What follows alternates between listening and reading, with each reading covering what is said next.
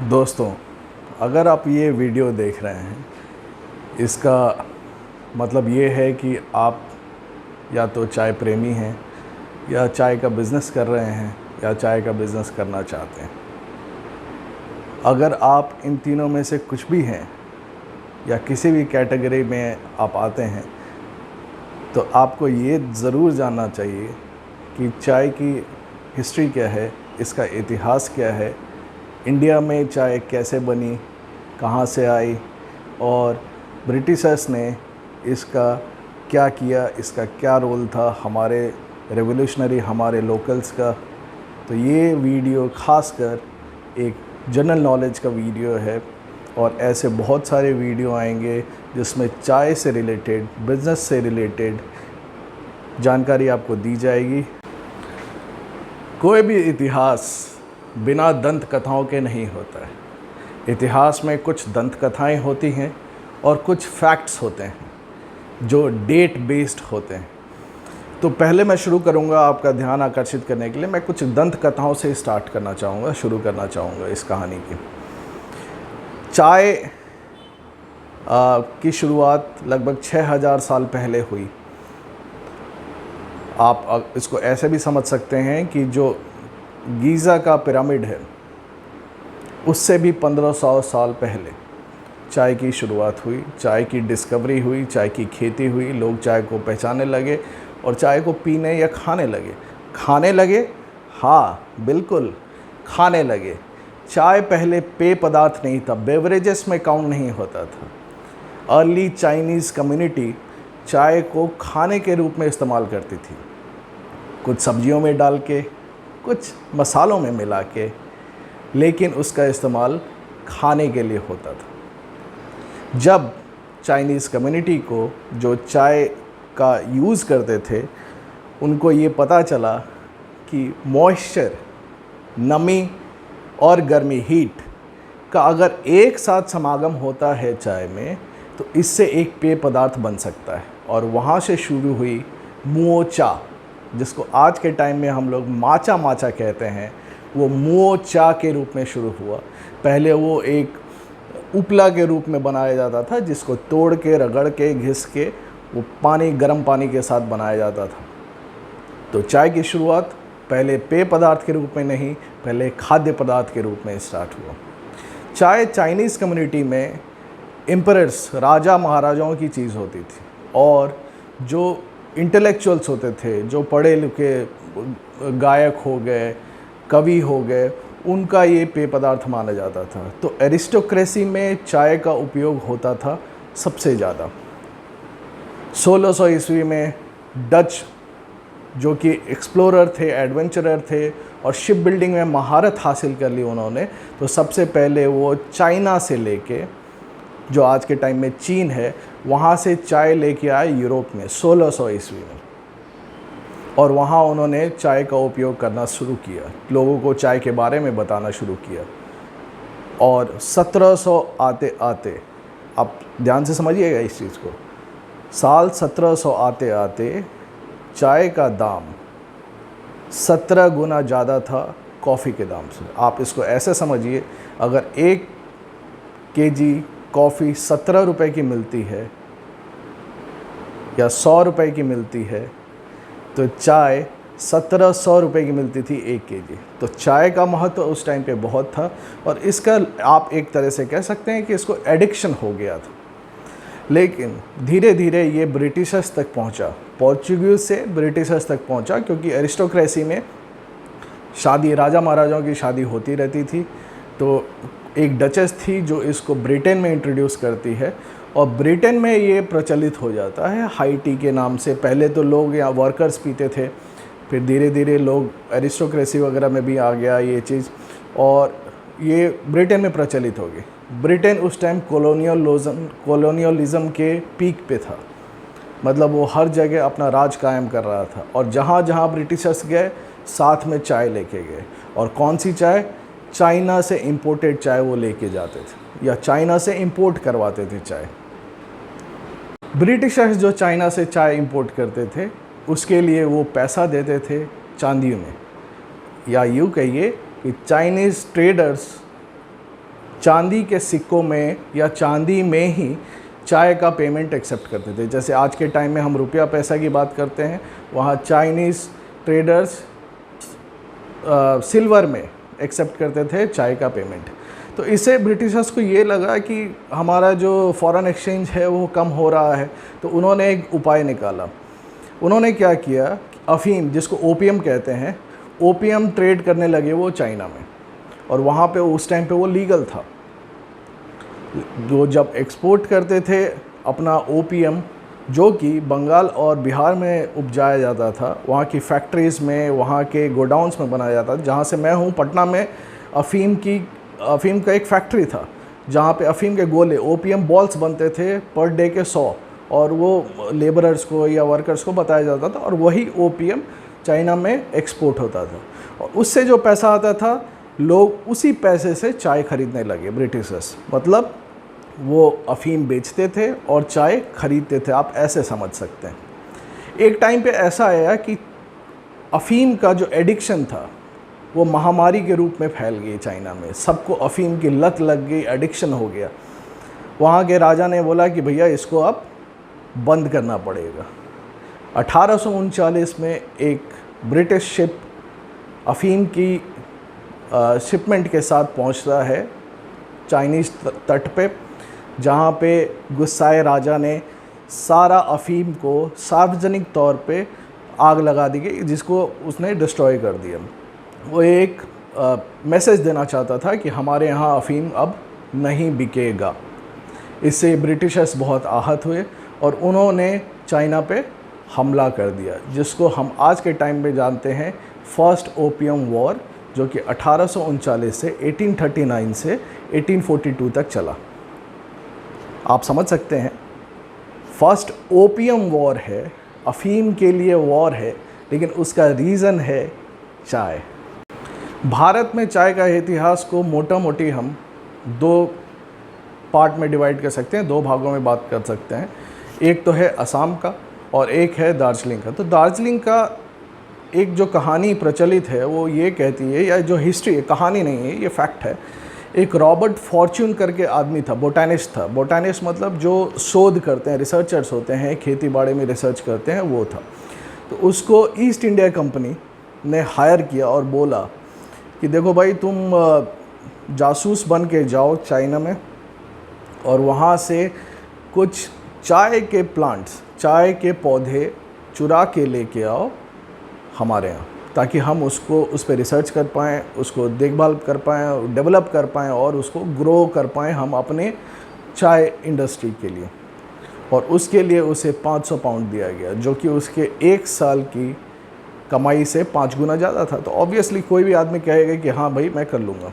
वो गया, बहुत ही ट्रेचरस जर्नी थी, बहुत ही ख़तरनाक जर्नी थी। उसने भेष भी बदला चाइनीज़ का, जैसे आप देखते होंगे चोटी रखते हैं, लंबी चोटी रखी, बीमार पड़ा, बहुत खेत खलिहान पहाड़ क्रॉस करके वो पहुंचा, वहाँ के समझा, और वहाँ से वो चोरी करके कुछ टी प्लांट्स लेके आया इंडिया में। और साथ में वो लेके आया कुछ चाइनीज़ वर्कमैन जो एक्सपर्ट थे चाय बिज़नेस में, चाय प्रोडक्शन में, उनको लेके आया। और यहाँ पे उस हिसाब से वो दार्जिलिंग में चाय का जो है वो प्रोडक्शन स्टार्ट हुआ। और दार्जिलिंग में जो चाय की हिस्ट्री स्टार्ट हुई वो रॉबर्ट फॉर्च्यून से जुड़ी हुई कहानी से स्टार्ट हुई। असम की जो हिस्ट्री है वो 1823 से स्टार्ट होती है। चूँकि इतिहास में भी मतभेद है।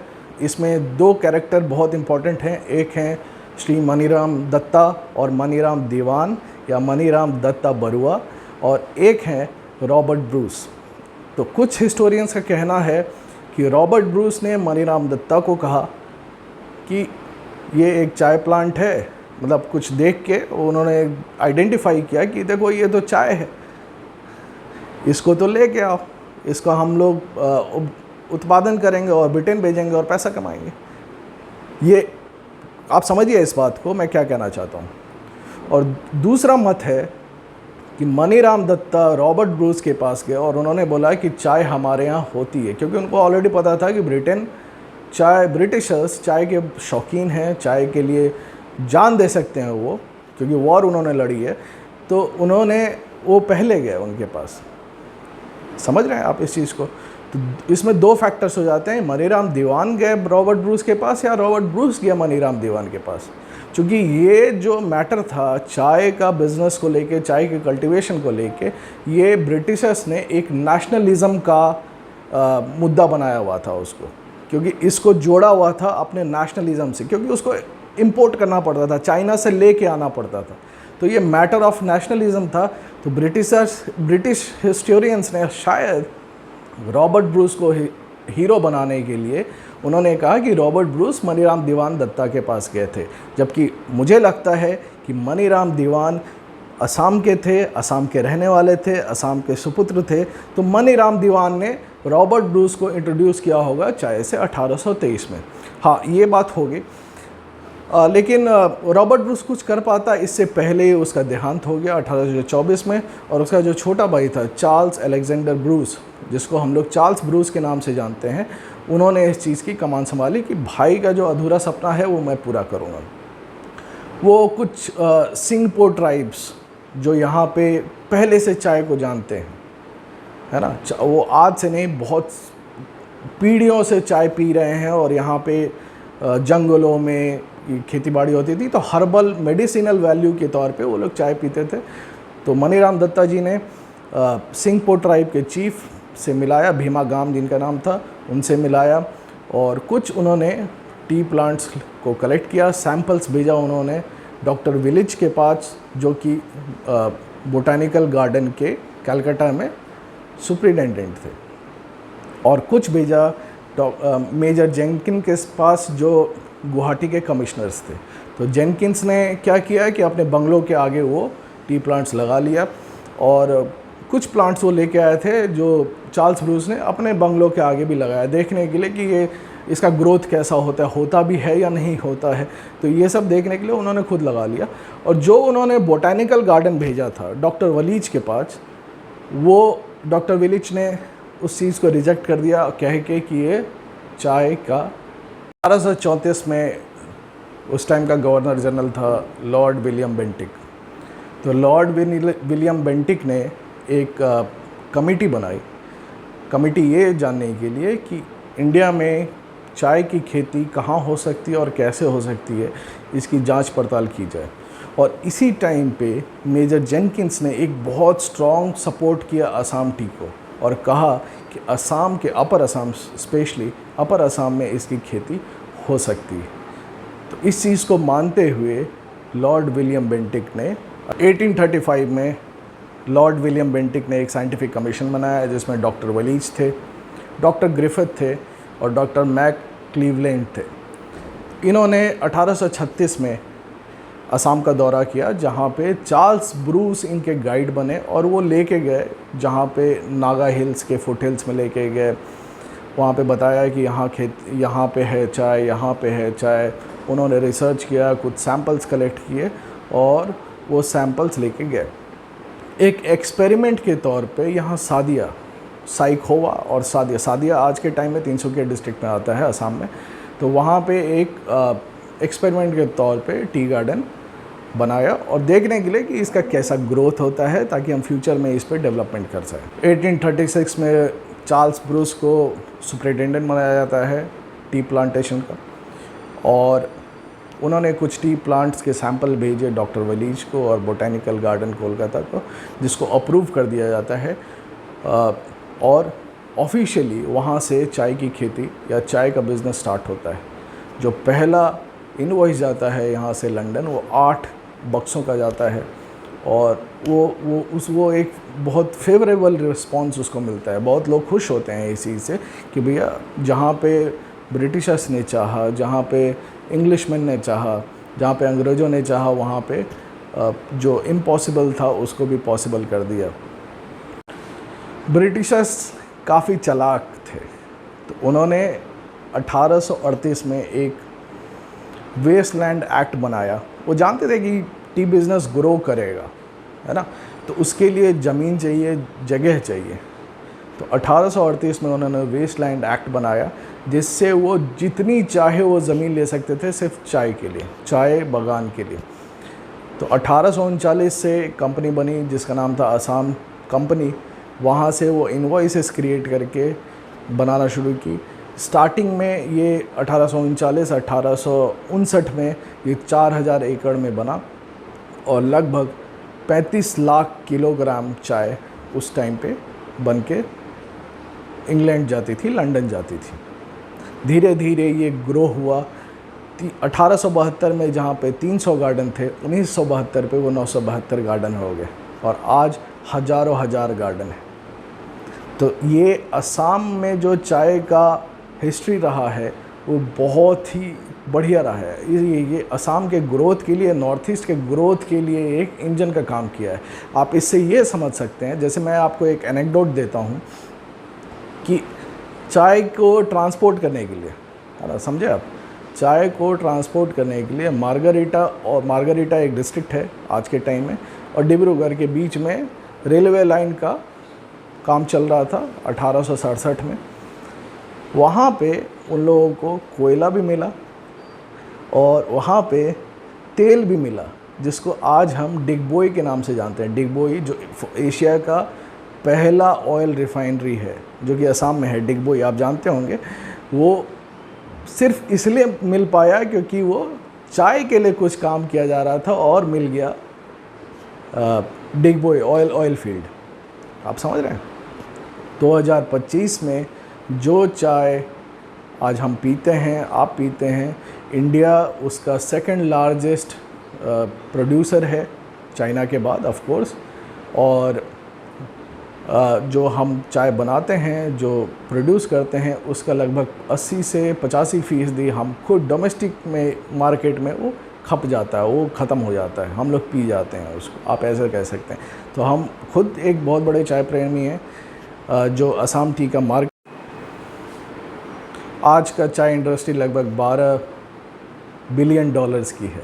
हमारा जो इंडिया में चाय का जो मार्केट साइज़ है वो $12 बिलियन का है। और आपको ये जान के ताज्जुब होगा कि जितनी चाय, अगर इंडिया में 100 किलो चाय बनती है तो उसमें 54 किलो सिर्फ असम में बनती है। 54% जो वैल्यू है प्रोडक्शन का वो सिर्फ असम की चायों का है। यहाँ से चाय एक्सपोर्ट भी होती है दूसरे कंट्री में, जैसे अमेरिका हो गया, इराक हो गया, ईरान हो गया, रशिया हो गया, ऐसे कुछ देशों में एक्सपोर्ट भी होती है। तो चाय से जुड़े बिज़नेस कैसे करना है, चाय को कैसे पहचानना है, चाय के बिज़नेस में आगे कैसे बढ़ना है, इन सब की जानकारी दूंगा मैं आपको। धन्यवाद।